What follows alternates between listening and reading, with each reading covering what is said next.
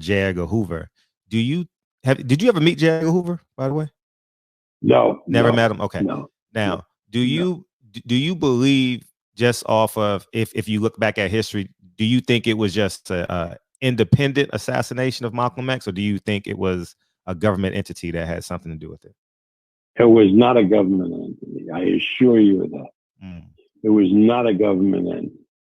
These were two members of the Nation of Islam that assassinated Malcolm X. No question. Who put them up to it, how it was put up to it, that remains clouded in history, just like who put Oswald up to assassinating the president. Those are issues that are room for speculation. But again, definitively, we don't know. But I find it really hard to believe that the government had anything to do with assassinating Malcolm X.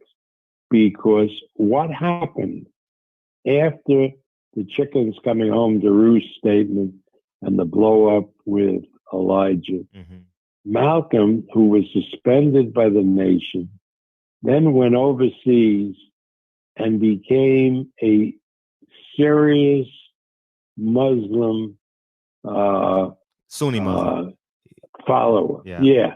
And when he came back to the United States, he was preaching a brand of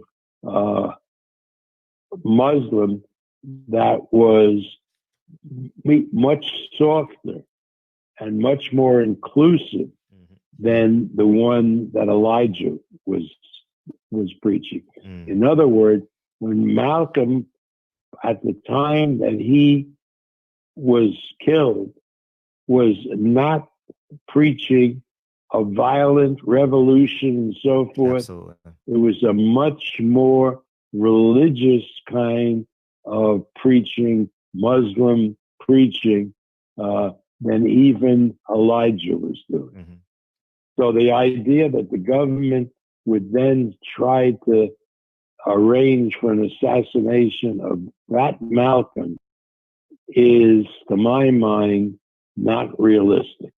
Yeah, he even changed his name from Malcolm X to El Haj Malik El Shabazz. You know what I mean? Yeah, exactly. He became more of a traditional Muslim.